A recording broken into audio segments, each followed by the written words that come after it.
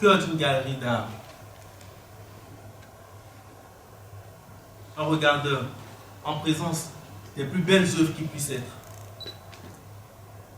Les yeux illuminés par la brillance de ces œuvres. Le cœur enchanté par ce qu'elles peuvent lui apporter. Mais très vite, il va falloir faire un choix. Entre sculpture, peinture, céramique, photographie. Après un moment d'indécision et de réflexion, le choix est fait. Un beau et éclatant vase en céramique. Ce dernier qui pourra contenir ses peines, ses joies, ses rires et ses pleurs.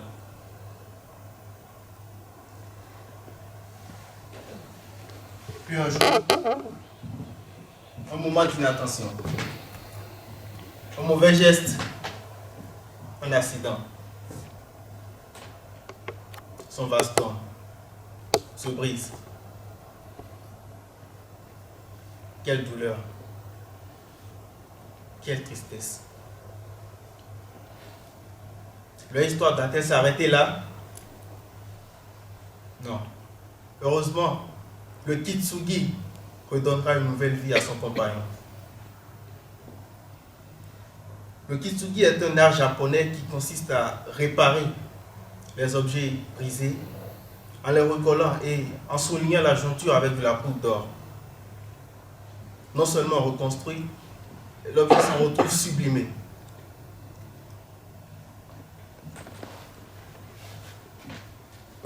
Appliqué à soi-même, le Kitsugi est véritablement de l'art-thérapie qui apprend à vivre avec ses blessures, à les embrasser,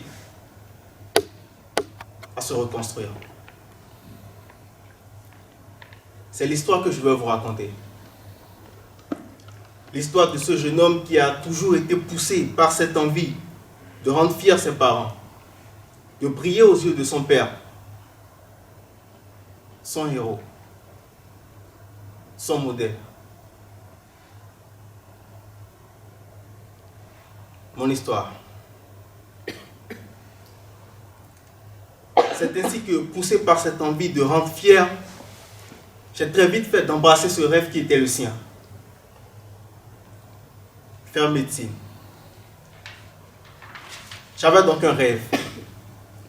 Mais au-delà de tout, n'étant pas issu d'une famille nantie, j'ai très vite compris que ma réussite dépendrait de mon envie et de ma détermination. À partir de ce moment, réussir et rendre fier mon père passait par réussir mes études. J'étais bon élève. J'ai fait mes classes primaires avec brio. J'ai obtenu mon certificat d'études primaires avec de bonnes appréciations, ce qui m'a valu d'être sélectionné pour participer au concours d'entrée dans l'école d'élite des armées de mon pays, l'école qui forme les officiers et officiers supérieurs. Mais moi, l'armée ne m'intéressait pas. J'ai donc fait mes classes secondaires dans l'enseignement civil classique, jusqu'à mon bac.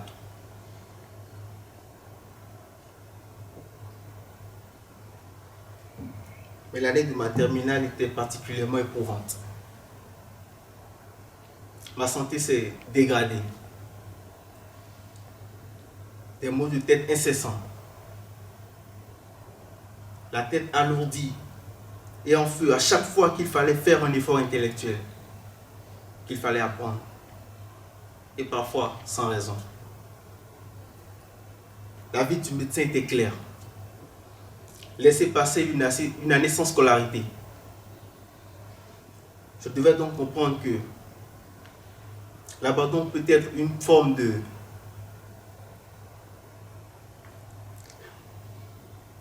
Muriel. Eh oui. Je devais donc comprendre que l'abandon peut être une forme de lâcheté, devant le découragement. Mais moi, l'élève que l'on disait brillant, ne pouvait me résoudre à cela. J'ai donc repensé à mes succès. Ces derniers qui me donnaient la confiance et l'assurance qui étaient mes meilleurs alliés. Je n'ai donc pas lâché. J'avais foi en moi. Et c'est pas comme poche que j'ai poursuivi.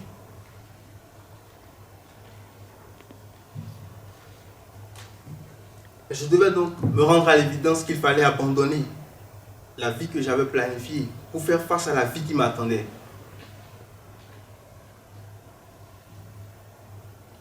Compte tenu des limites actuelles, j'ai abandonné mes rêves de médecine pour entrer en statistique et planification.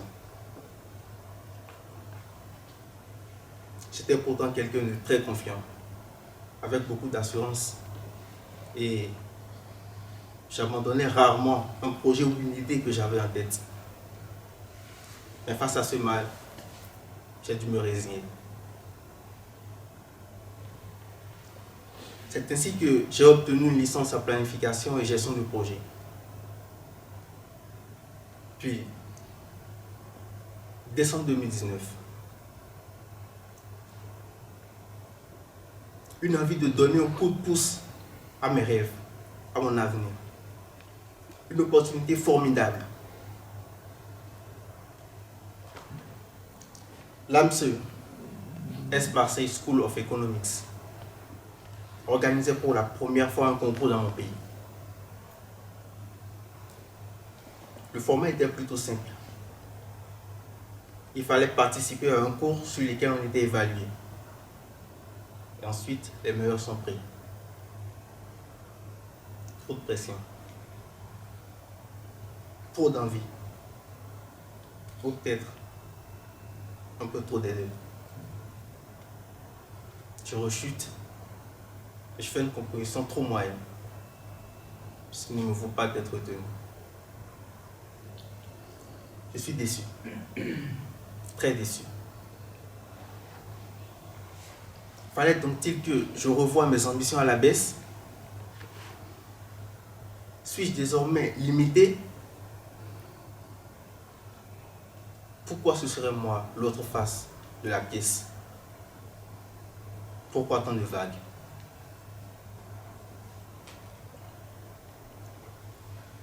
Un an plus tard, déterminé à réaliser ce nouveau rêve, je me représente de nouveau au concours de l'AMSE. Cette année, le format est plus compliqué. Il n'y avait plus de cours en présentiel. Il fallait se préparer de soi-même en vue de la composition. J'étais déterminé, prêt à faire les efforts nécessaires pour lutter contre cette santé instable. Il fallait donc que je me remobilise et que je fasse cet effort que je pourrais considérer comme ultime. Parce que, de toute façon, je n'avais rien à perdre. Au contraire, je n'avais qu'à gagner. Je devais donc aller de l'avant.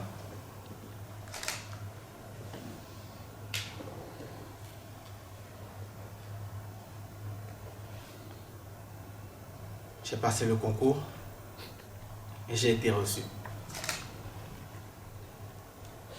Je me suis donné donc une chance d'avancer et de croire en un avenir meilleur.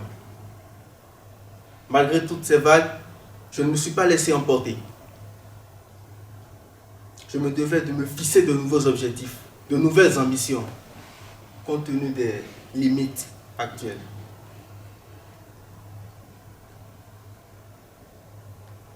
Tel ce vase brisé, je me suis reconstruit un rêve.